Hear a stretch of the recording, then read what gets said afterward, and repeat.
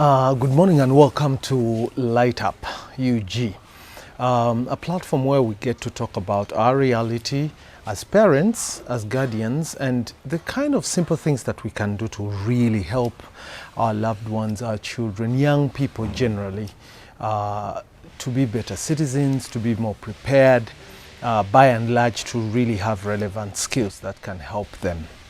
And today I'm just going to talk about a very short reality that we have, which also points to one of the key skills that young people in this century should have.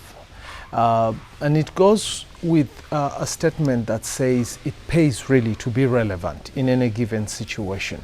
So recently I was talking to a group of young people, and I gave them a very simple example, and I told them in the past, the nature of work in the world of work was really diverse, where different people came with specific skill sets that they were given, and then that is what would define what you do.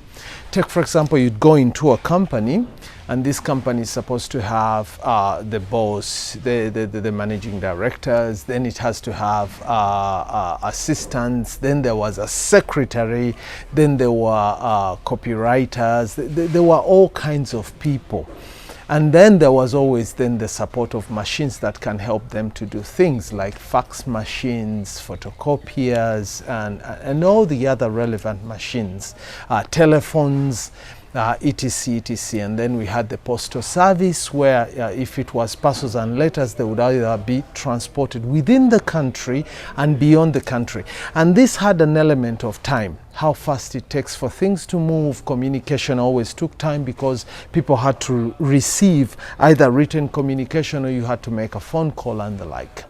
Fast forward today, everything is completely changed. So I gave them a very simple practical example. Many of them had smartphones, and I asked them, look at a smartphone today and how much it can do and what that really means in real life. Because all the things that I just talked about, a smartphone can do. With the current smartphones, you can record, so you don't need a video camera anymore. You can take scans with a smartphone. You can talk. You can do video conferencing. It has calculators. It has a camera where you can take high quality photos. It can record, it can store information. You can go online. You can check your mail. What can't a smartphone really not do? And now, with the advent of AI, it even gets better. But what that also means on the flip side, and this is what I was trying to bring the young people to understand, is that increasingly machines and AI, artificial intelligence, really challenges how we should position ourselves in terms of our relevance. I mean, if you have a machine that can get you a copy of anything, that can help you put a paper together faster, in a blink of an eye, if you have machines that can take better resolution images, that they can assist you, that you don't need to tweak buttons and the like to take a good photo. A machine can help you to stay in touch. It can remind you. You can automate your entire house and run it literally using a phone, checking security, doing this and that and the other. What does it mean for the day-to-day work that we do as human beings, even when we have specialties? So this is what we were trying to discuss with the young people. And I think in terms of that reality, then it means that we have to have conversations where we really talk to young people about how much they can do to ready themselves to be the kind of people who are going to survive and remain relevant within the world of work, within the world of employment where we exist. Because what is happening right now is, if you're a graduate or you're a professional, if you're going to work in a certain specific sector or to fill a position in an organization, the first thing they're going to look out for is, that, does this person fit within our culture as an organization? That is very important for people who employ staff as they bring them on. Number two, besides that specific work or responsibility that we want to hand over to this person, how does their skill set complement the position that they want to fill? Because you can come into an organization when you're really skilled and then change the dynamics of the organization. Take, for example, if you are employed today and then your boss realized that you can do this thing, you can do that thing, you can do the other thing, and you don't need support to do that. You need minimal to zero supervision to do your work, and that you're the kind of person when you say, I'm going to do this within this amount of time, that you are that kind of person who has productivity, high productivity at that. It simply means that your employer immediately realizes that with this one person, I don't need the other two. And it also means that in organizations where they're also always looking at bottom lines to see, can we make it, can we keep all the staff, productivity versus gains and the like, when it comes to decide and make decisions on who to keep, who is relevant, who fits our culture, who is that person that we want to promote and elevate, who can help others, you might want to have all these qualities if you're going to be that person, or to have the success to be that person who is going to be selected. So it means that as a person, even when you're training in a specific profession, you have to look at all the other things that need to complement the work that you do. Why?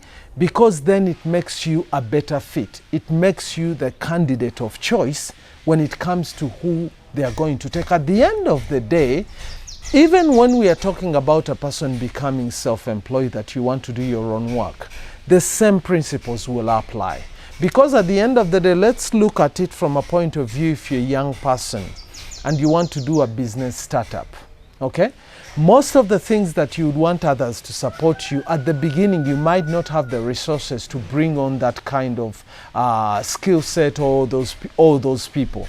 But if you're the person who's been trained and you've acclimatized yourself that you have other extra skills, then it means you're going to work extra hard, but you're going to feel most of these responsibilities. And then within time, maybe a year or two, you can afford, with increased revenue, when the business is really becoming profitable, to move to that level where you can now employ a person to support you with some of this. Now, let's go back to where I started with the smartphone. A single gadget can perform multiple functions. And that is what makes it very relevant. That is what makes a specific brand competitive within the market. So if you take away the cell phone and you replace it with your child, your son, your daughter, ask yourself, what kind of skill sets do they have? And now this is where it gets interesting. If you're the kind of parent who thinks that all these skill sets they are going to acquire in school, at a university, in a tertiary or vocational institution, you're wrong. Most of these skill sets that we talk about as add-ons, as extra skill sets and the like, they have to pick from other sources. Let's start with the home. If we are raising a child in a home, what are most of those things that we do day to day? Simple things that can help them to already begin to develop skills. Think of a child who is going to become a professional, but one who is multi-skilled. It means they must have had the opportunity to stay at home, do this, do that within record time. It already begins to change their mindset and build them with the resilience that can do that. Number two, if children are, let's say, in primary, secondary school preparing to go to the university, we shouldn't wait until they reach the university for them to pick all these extra skills. No, we need to start early. And thank God, with this world today, all these materials, all these skill sets are available everywhere. So if you work with your child, if you encourage your child to use online time to pick some of these skills, to train themselves on various things that they can do, okay, whether it's IT, whether it's skills of being a chef, whether it's car mechanics, whether there are so many free resources, vast amounts of free resources online. And the beauty also is that now people who put this information together have gone an extra mile to understand how people consume information. So information has now been presented in a very, very fun, attractive way. Okay? So when you see a young person seated on TikTok, it's good for them to have the fun and to see all these funny videos of what's going on. But TikTok equally has a lot of resources. You know, you'll find there people who give mechanical skills in very limited amounts of time. In 4 minutes, a person can understand how to work better with an automatic car, with a manual car. They can understand better tire pressure. They can understand this and that and the other. Same goes for IT. Same goes for computing. Same goes for money and commerce. Everything is there. On YouTube, you'll find short videos, longer videos. On X, you'll find all these platforms that are educative, that are helping young people with skills. Let's use these resources to help our young people to pick all these skills as they prepare for their professions. At the end of the day, it makes them better people. And I promise it makes them relevant wherever they'll be. Thanks for watching.